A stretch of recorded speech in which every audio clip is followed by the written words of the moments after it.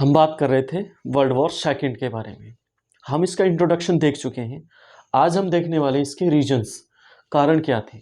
इन कारणों में आज फर्स्ट पार्ट देखने वाले हैं। इसके दो पार्ट्स बनाए हैं हमने, फर्स्ट और सेकंड। आज हम फर्स्ट पार्ट देखेंगे क्योंकि एक पार्ट में ये कंप्लीट नहीं हो पाता। आज हमने 5 पॉइंट्स लिए हैं फर्स्ट पार्ट को लेके।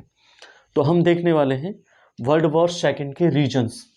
वर्ल्ड वॉर सेकंड 1939 से लेकर 1945 तक चला था। ये एक वर्ल्ड हिस्ट्री का टॉपिक है। इसमें ये सभी चीज़ें आने वाले टाइम में कंप्लीट करानी है हमको। तो ये हम इंट्रोडक्शन करा चुके हैं। आज हम देखने वाले हैं रीजन्स का पार्ट फर्स्ट में देखेंगे आज वर्साई। पहला पॉइंट, वर्साई की संधि के प्रति नफरत। जो वर्साई की संधि हुई थी फर्स्ट वर्ल्ड वॉर के बाद, जो जर्मनी के साथ जो संधि की गई थी, उस संधि के अंदर जर्मनी को बहुत ज़्यादा बेइज्जत किया गया था, बहुत ज़्यादा अपमानित किया गया था। उसको शक्तिहीन बनाने की पूरी कोशिश की गई थी, जिससे वहाँ की जनता के अंदर इन सभी देशों के प्रति एक नफरत सी भर गई थी, जिसका फ़ायदा हिटलर ने उठाया। वहाँ देखा कि जनता किस तरह से परेशान है। इन्होंने युद्ध की क्षतिपूर्ति इतनी ज़्यादा उस पर थोप दी है जर्मनी पे, जिसको देना मुमकिन नहीं है। जनता बेरोजगार थी, खाने के लिए कुछ नहीं था। इसी चीज़ का फ़ायदा हिटलर ने उठाया। हिटलर ने लोगों को रोटी और रोजगार देने की बात की, और इन्हीं सब चीज़ों के बेस पे हिटलर जर्मनी का तानाशाह बन गया। 1933 में 1933 में जर्मनी का तानाशाह हिटलर को बना दिया गया। इसका एक दल था नाजी दल। इसमें क्या था, वर्साई की जो संधि थी वो बहुत ज़्यादा कठोर थी। इसमें फर्स्ट वर्ल्ड वॉर के अंदर जर्मनी को युद्ध अपराधी घोषित कर दिया गया था कि आपकी वजह से युद्ध हुआ है, तो इसकी क्षतिपूर्ति भी आप दोगे, शक्तिहीन भी आपको किया जाएगा। जिससे लोगों में काफ़ी रोष पैदा हो गया था। बहुत ज़्यादा परेशान थे, बहुत ज़्यादा नफरत थी उनके मन में कि किस तरह से जो जीते हुए देश हैं, इन्होंने क्या क्या उनके साथ यातनाएं झेलने के लिए मजबूर कर दिया है उस देश के नागरिकों को।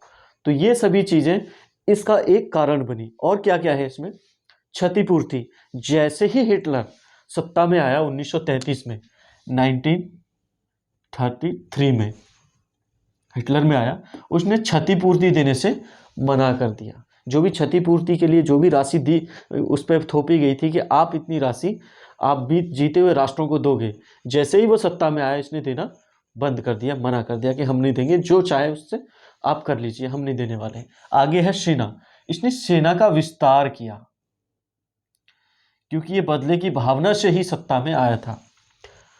क्योंकि ये सेना में था। जब फर्स्ट वर्ल्ड वॉर हुआ था तो जर्मनी की सेना में एक सैनिक के रूप में हिटलर लड़ा था जर्मनी की तरफ से।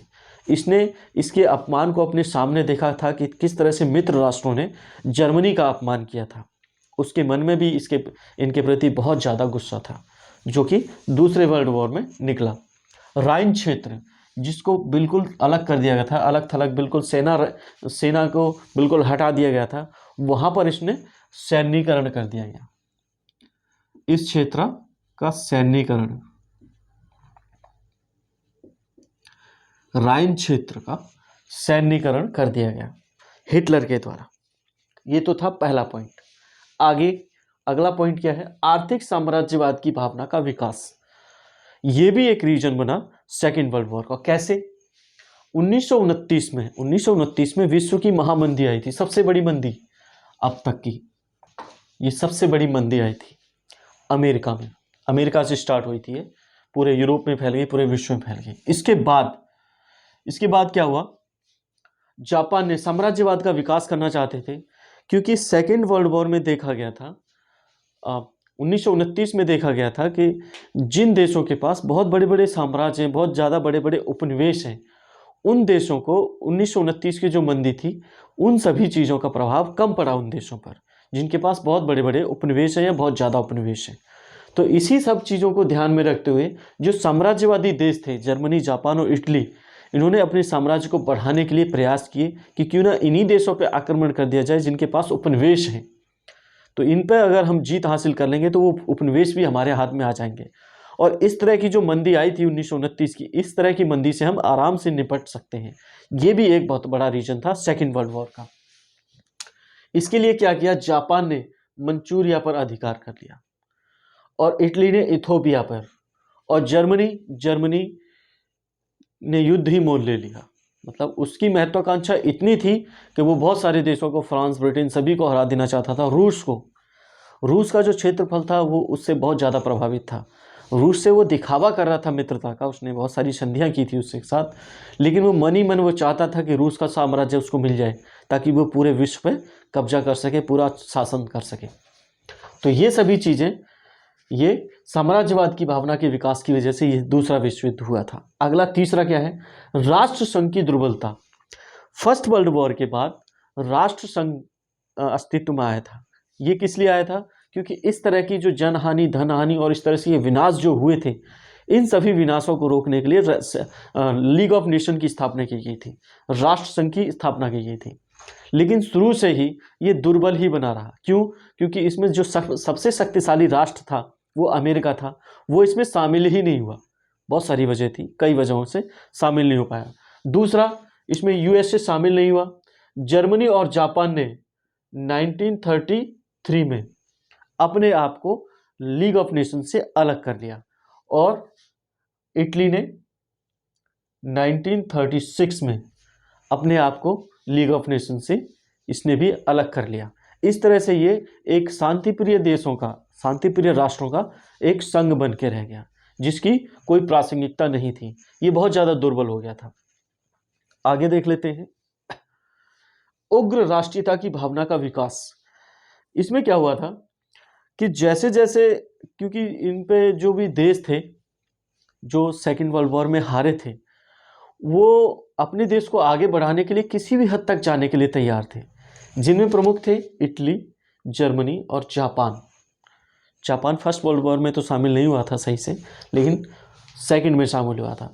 तो ये देश इतनी ज़्यादा राष्ट्रीयता का भावना, मतलब उग्र राष्ट्रीयता, मतलब वो ऐसा करना चाहते थे कि जिससे कि वो ज़्यादा से ज़्यादा लोगों का जो सपोर्ट ले सकें और अपने देश को ज़्यादा से ज़्यादा पावरफुल बना सकें, जिससे कि वो आगे चल के अपने बदले की भावना को पूरा कर सकें। इसमें 1929 की जो मंदी आई थी, इससे भी इसको काफ़ी बढ़ावा मिला।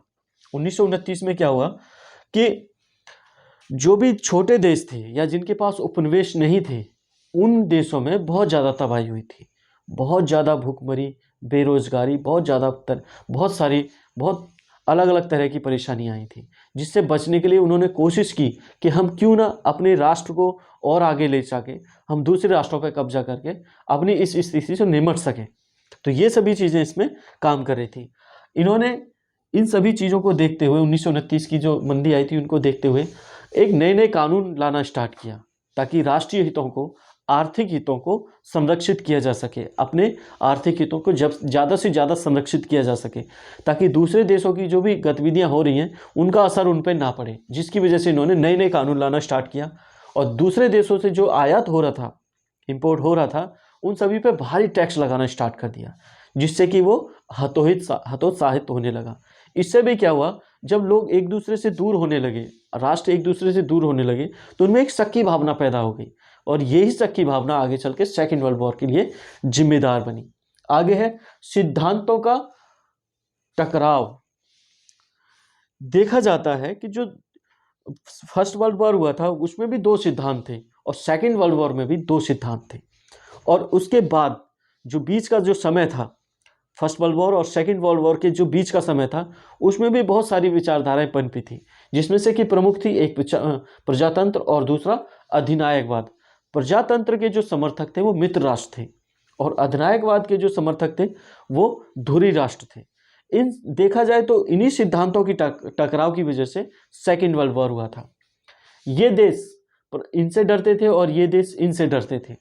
ये चाहते थे कि अधिनायकवाद का, डिक्टेटरशिप का बहुत ज़्यादा फैलाव ना हो। अगर ये हो गया तो लोगों की स्वतंत्रता खत्म हो जाएगी, एकदम मिट्टी में मिल जाएगी।